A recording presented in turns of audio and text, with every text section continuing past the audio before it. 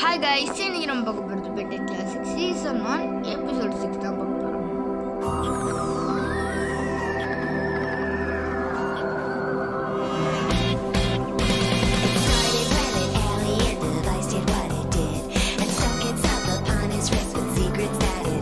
எபிசோட ஸ்டார்டிங்கில் நம்ம பென்டனை தான் காட்டுறாங்க. பென்டன் பார்த்தீங்கன்னா ஒரு சின்ன பையன் கூட விளாண்டுருக்கான். காரில் நின்றுட்டு அவன் வந்து வாயில் இருக்கிறதெல்லாம் எடுத்து காட்டுறான்.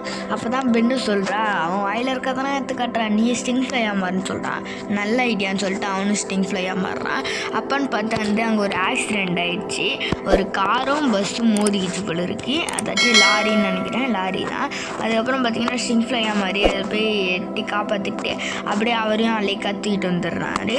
அதுக்கப்புறம் என்ன அப்படியே வந்து கிராண்ட்பா வந்து ஒரு இதில் கூப்பிட்டு போகிறான்னு சொல்கிறாரு. அதாச்சும் ஒரு இவரோட முன்னாடி ஃபஸ்ட்டு பிறந்த ஊர், அந்த ஊருக்கு கொண்டு போகிறாரு. அங்கே யாருமே இல்லை, ஆனால் பில்டப்லாம் செமையாக இருக்குது. அப்படியே அங்கே வந்து பாலை தொடாதீங்கன்னு இருக்குது. அதுதான் பாலுன்னு சொல்லிட்டு அவங்க வராங்க. அதுக்கப்புறம் எல்லாத்தையும் சுற்றி பார்த்துட்டு ஒரு வீடு மாதிரி இருக்குது, அதுக்குள்ளே தான் வராங்க. அதுக்குள்ளே தான் அந்த லப்பர் பேல் இருக்குது. அந்த பாலை தொடாதீங்கன்னு அங்கேயும் வந்து இதெல்லாம் இருக்குது.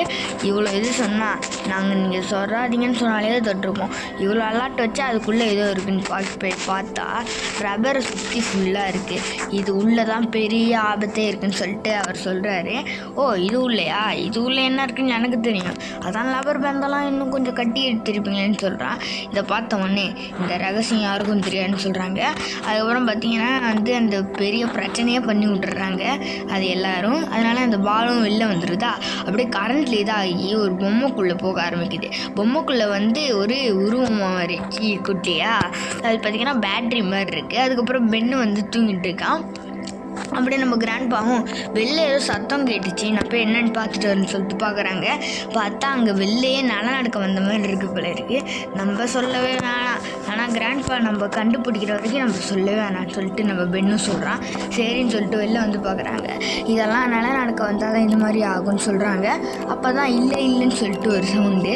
யாரா அதுன்னு பார்த்தா அந்த ஏலியன் தான். அப்படியே மேயரும் வந்து உங்கள் பசங்க தான் இதெல்லாம் பண்ணாங்க, அந்த ஏலியனை திறந்து விட்டாங்க அந்த லவர் பேண்டுக்குள்ளே இருந்து. நான் அப்பயே சொன்னேன் லப்பர் பேண்டில் இருக்கிறது எதையும் திறக்காதீங்கன்னு.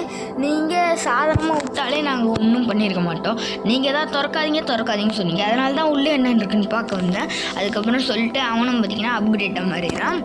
அப்கிரேட் மாதிரி பார்த்திங்கன்னா அந்த ஏலியன் அமுக்கலான்னு பார்க்குறான். ஆனால் ஏலியன் ஷார்ட்டாக விட்டு அவனை அடி அடிக்குது.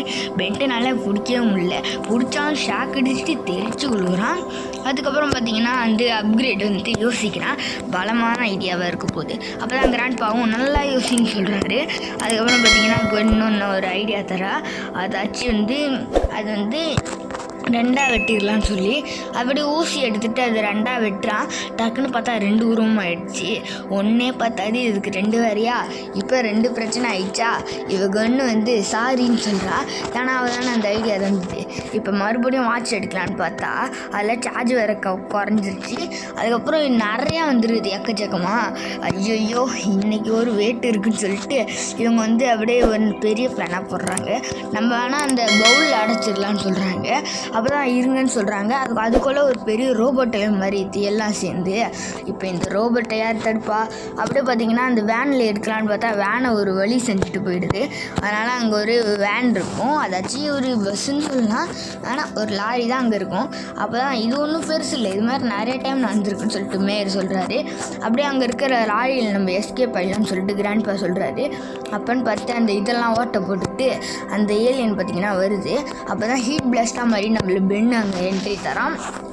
அப்படியே என்ட்ரி தந்தோடனே அந்த ரோபோட் பார்த்திங்கன்னா அங்கே இருக்கிற தண்ணி இதை உடச்சி விடுது. அப்படியே அங்கே போய் அவன் ஓடி எப்படியும் அந்த தண்ணியை அடைச்சிடுறான். அதுக்கப்புறம் பார்த்திங்கன்னா இப்போ இந்த ஏலியன் கூட சண்டை போட ஆரம்பிக்கிறான். டக்குன்னு எங்கே போச்சுன்னு பார்க்க இங்கே இருக்க முடிஞ்சால் வந்து தொடுன்னு சொல்கிறாங்க. எல்லாருமே வந்து ஒன்றா வந்து தொடுற பார்க்குறாங்க. அப்படியே இப்போ வந்து தொடுறான்னு சொல்லிட்டு எங்கெங்கேயோ போயிட்டு வந்து ரொம்ப வெறுப்பேற்றினால அது வெறுப்பேற்றினோடனே அதுக்கு செம காண்டாக்டில் இருக்குது. அப்படியே அவன் வந்து ஒரு இது உள்ளே போடுறான், அதுவும் அதுக்கப்புறம் அது உள்ளே போடுது. அது உள்ளே பார்த்தா ஒரு பவுல் தான் இருக்குது பிறகு. பவுலோட வெளி பக்கத்துலேயும் மூடிடுறான். இனிமேட்டு என்ன பண்ணீங்கன்னு சொல்லிட்டு சிரிக்கிறான் நம்ம பெண்ணு.